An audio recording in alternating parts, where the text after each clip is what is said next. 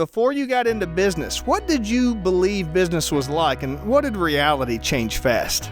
Well, I always thought business was, I would have more time. I wouldn't work as many hours as I do in my 9-to-5 job, and money would just kind of flow in. But, the reality was definitely not that. No 9-to-5 for entrepreneurs, right? No 9-to-5. So, the reality was it was weekends. It was, 8 to 6, 8 to 7, 6-7 days a week. So. Travis, what about you? Good question. I come from a very poor background, I would say, and I thought that if you were a business person, that you were greedy, you didn't take care of people, and you were just rich and didn't care about nothing. But after I got into business, I realized this is definitely a service business, and you got to go out and help people. Hello and welcome to the Kanawha Valley Hustlers. This is Joe Justice. I'm here with David and Travis. And David, tell me, what's your hustle? My hustle is real estate investment. We buy houses locally between Huntington and Charleston. Our company is Coach Buys Homes. Website's coachbuyshomes.com. And we also do online education for new real estate investors across the country, and we even have international students. Travis, what's your hustle? Same thing. I'm right here with David. We're hustling. I'm in houses all day, and I'm helping people get their first and next real estate deal. So tell me, what got you involved in this type of business to begin with? Well, the house buying business was kind of a normal progression. I started out as a real estate agent. I was a football player at Marshall University, and once I quit playing ball, I needed a way to make a little money, so I started selling real estate, got my license, become a broker. Broker moved into buying my first rental, and then moved on into investing and flipping houses and so forth. Travis, tell me, what kind of problems do you guys solve? Oh man, we solve a lot of problems. On the house side, maybe you've inherited a property and it's just a burden to you. You need to get rid of it, or maybe you're behind on your taxes. We're buying houses in the untraditional way. So if your house needs work, we're solving that problem, so you don't have to, fix a bunch of stuff, do a bunch of repairs, and we take away that hassle.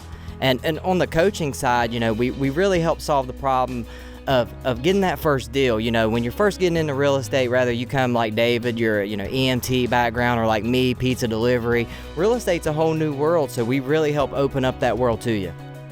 So tell me, David, what's a common misconception people have about your industry? About the real estate industry, or we take advantage of people. You hear that a lot. People think that, we're going to come out here and they're going to steal your house or whatever. And that's definitely not the case. I mean, we're here to help. We solve problems that conventional real estate can't solve. And so we're kind of solutions based. If it's a win-win, we do it. And if it's not, then we don't do it. Travis, what type of problems are you running into these days? Are you dealing with staffing, or is it more funding, or what kind of challenges do you see in the market? Oh, that's a good question. And honestly, it's nothing that you just said. The biggest challenge in the market right now is affordable housing. There's not a lot of affordable housing. Prices are going up. It's tightening the market for people. So a lot of people who need to move and want to move, and they have all the they can't. So that's the biggest problem I'm seeing, is affordable housing. Okay, so David, what's your day-to-day process like? What's it look like in your industry? Well, we start pretty early. Usually it starts with social media. We do a lot of social media. I try to do some video work early in the day. And then, it's on to issues with houses. We got contractors working. We got people cleaning houses out.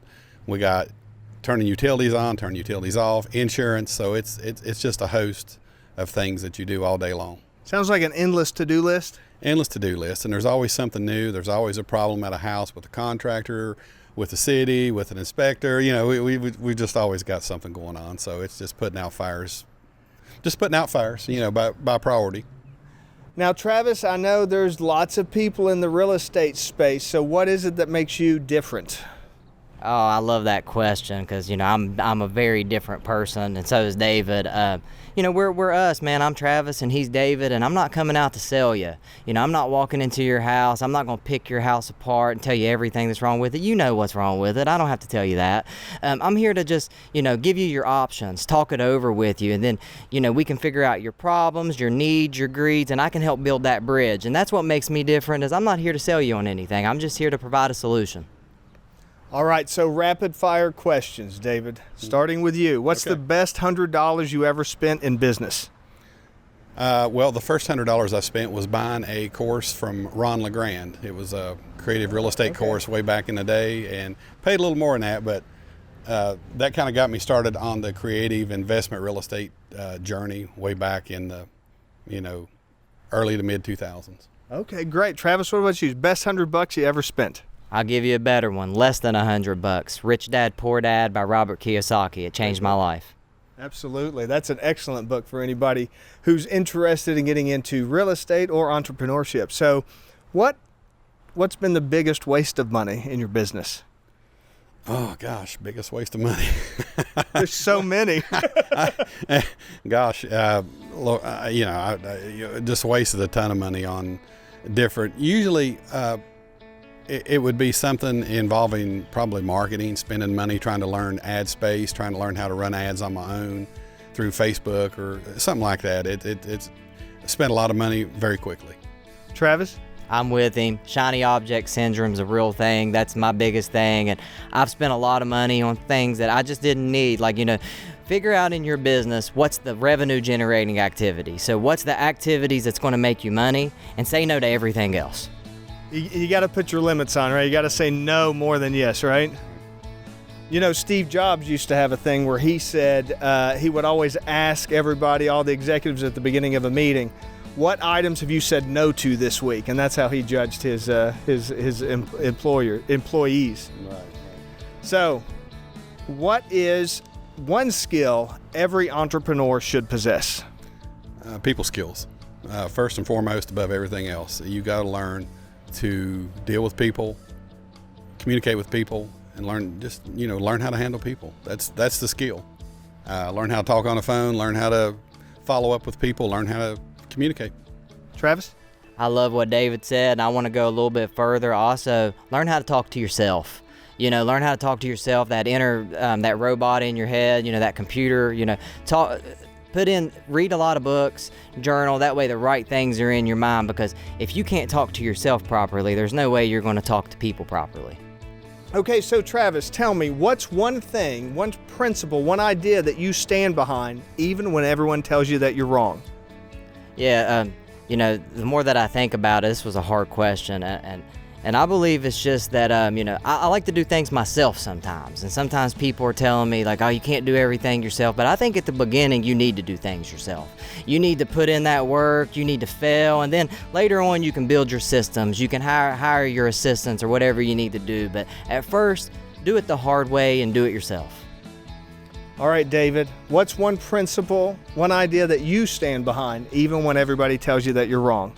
Well, something that I kind of learned real early in the business, and it was just a saying, and I kind of carry it with me today, and it's honor your boundary breakers more than your boundary makers, because they're your point people. And so I've always tried to keep people around me that are boundary breakers, and myself, and just doing things your own way with your own style, at your own time. So if people are watching this, they want to learn a little bit more about what you do or get involved with either selling a house or with one of your coaching programs, David, what's the best way for them to get connected? They can reach out to us online. They can go to our website. Our house buying website is coachbuyshomes.com, and our real estate education platform is Small Market REI for real estate investment.com. Travis, any last words? No, we appreciate you, Joe. We're looking forward to building a long relationship with you. And if you guys are out there and you really want to start a business, but you're scared to do it, make the jump. You won't regret it. It's going to be hard, but it's definitely worth it. And Joe's here to support you. Great. Thank you so much. Thank you all for watching and listening here today. And remember, this is Joe Justice, the Kanawha Valley Hustler, reminding you to hustle hard, hustle smart, and hustle with a smile.